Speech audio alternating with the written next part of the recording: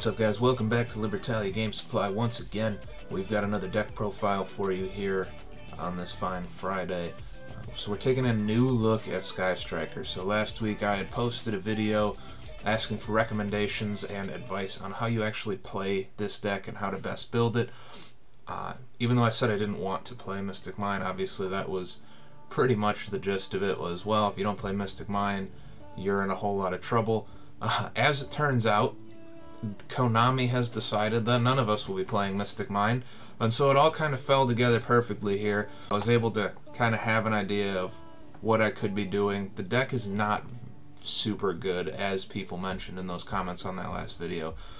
It just seems to struggle with board wipes in terms of your back row. Like a Feather Duster is ruining me unless there's something I'm not doing or thinking about that would protect me from that. Feather Duster, like, I feel like I do a pretty good job of getting a little bit of back row with my multi-roll and whatever, and then Feather Duster comes through and it's just gone. So that is an issue.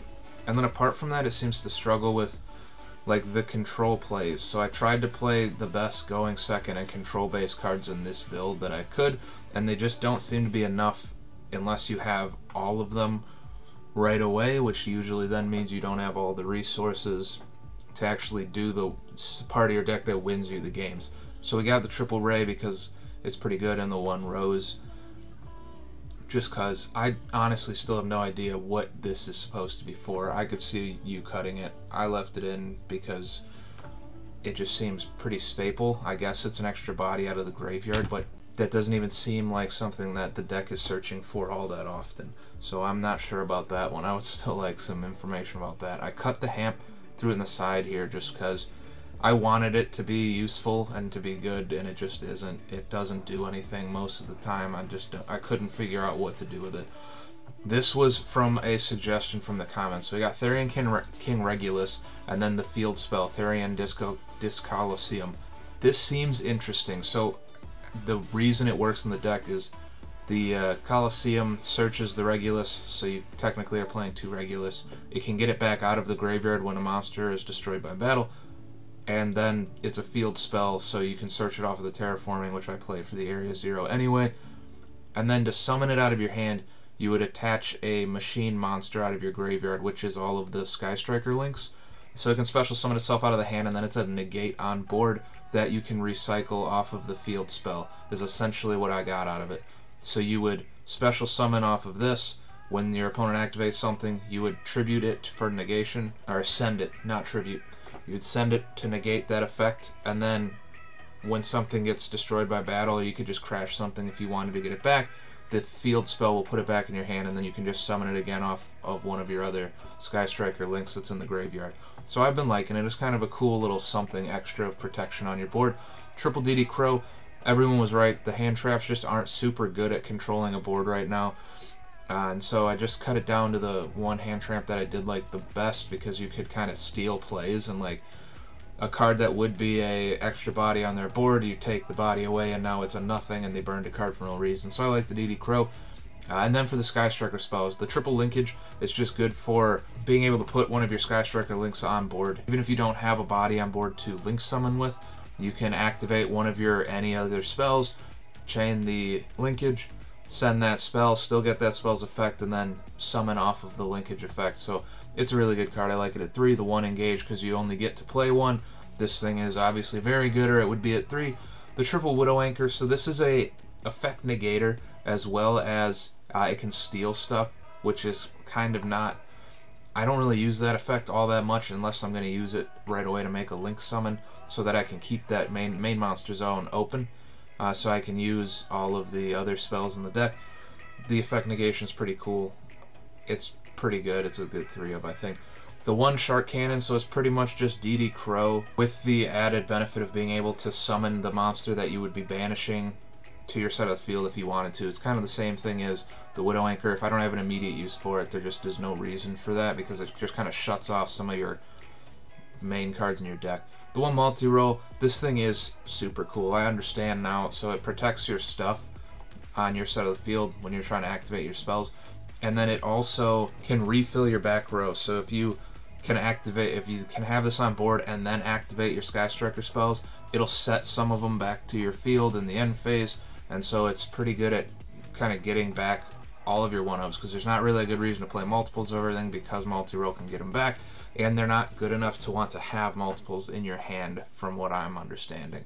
The 1 Hornet Drones just makes the token which you're going to use to make your links.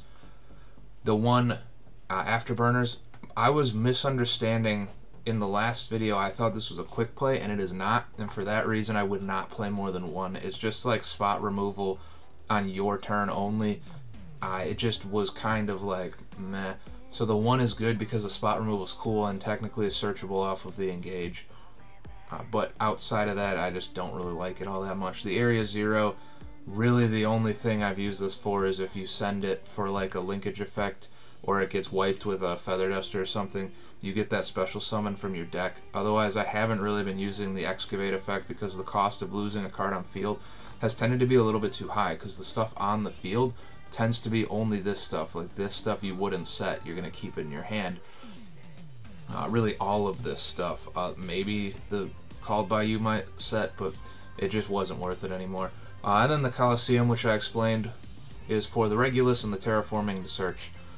For our going second, like, nasty cards. So we got the triple Dark Ruler No More, just to shut off all the effects, so then you can hopefully board wipe them. We got the triple Tactics Talents, 3 copies. This thing has been kind of hard to resolve, honestly, because if they know you're playing a go second deck, they'll probably try to limit using a monster effect that would let you use this to get your draws or get your whatever.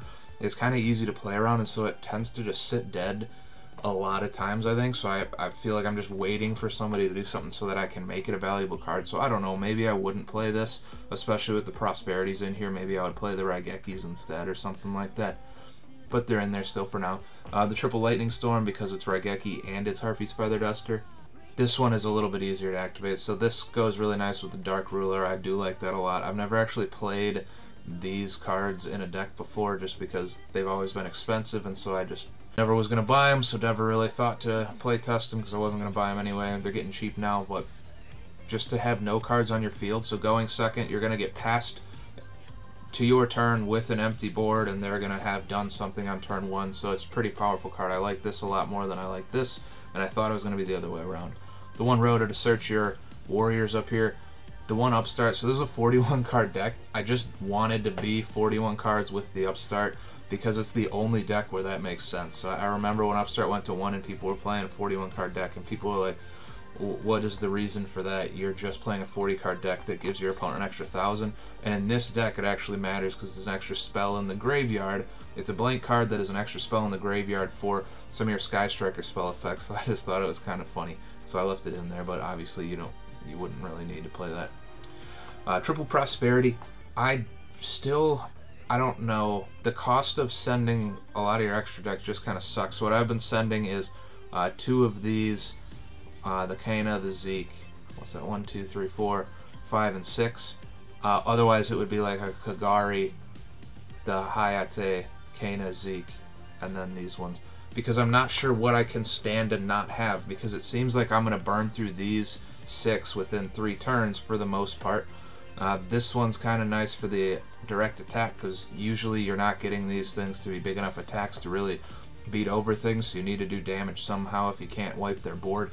But otherwise I'm still struggling with figuring out how to best use this, but it is nice. Obviously Prosperity is a very good card. It's just in this deck in particular, or any deck really that needs a large portion of the extra deck, it's a pretty hefty cost to lose 6 cards out of it. The 1 Called By to try to stop hand traps. 1 Change of Heart. This is kind of a similar to this stuff. You're just stealing things if you want it for the link summons. Actually, now that I'm thinking about it, I probably would just play the Feather Duster instead for the back row hate, but I don't know that it matters. Honestly, that's a 40 card deck right there. A 39 really with the Upstart, so you wouldn't even need this, but I'll leave it in for now. And then the Triple Evenly. This thing puts in a ton of work. Evenly's so good in a going second deck, so I 100% would recommend this being in any go second deck, obviously. This was another one where I just wasn't really playing it because I wasn't going to buy it. Now it's getting cheap, and so it's worth kind of testing and figuring out what decks you like it and what decks you don't. and it's just a beast of a side deck card, I think, more than anything. So in this deck, you don't really have a go first option, but in almost all decks that aren't like top tier meta, I could see this being just a amazing side deck card. So I'll be playing around with that as well. And then the extra deck is the same. It's what everybody's used to: 3 Kagari, 3 Shizuku, 3 Hayate, 1 Kana, double Zeke, 1 Dark, 1 Unicorn, and 1 access code Talker. So pretty standard. I won't re-explain all of that. And I think the extra deck is probably the part that gives me the most trouble, because I'm figuring out how this main deck functions, sort of. I misplay quite a bit still, but I'm understanding kind of what the goal is.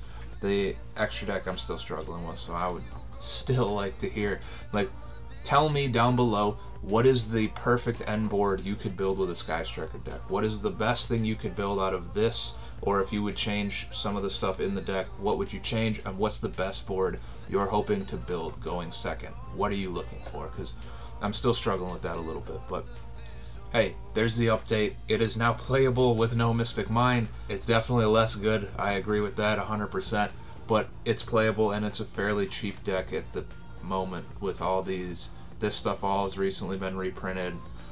Prosperity, I guess, is still $40 or whatever, but everything else in the deck is fairly cheap. Oh, I think Regulus is like $25 too. But hey, and that Black Friday sale's going on now while this video is up on TCG Player, so if you need to pick any of that stuff up, go take advantage of those bonus bucks. Anyway, thanks for hanging out with me, taking a look at this new deck. I will absolutely listen to any suggestions or recommendations down below. If you want to see a certain deck list next week, let me know, and I will find a way to build it. If not, I'll pick one that I like myself. Maybe I'll get another video up. Oh, I will have that update video for the sales goals that I put up last week, and we'll go over all that stuff. So I'll see you guys next week a couple of times. Until then, happy deck building. I hope you guys have a great week and spent some nice time with your families over the holidays. See you guys in the next one. Bye.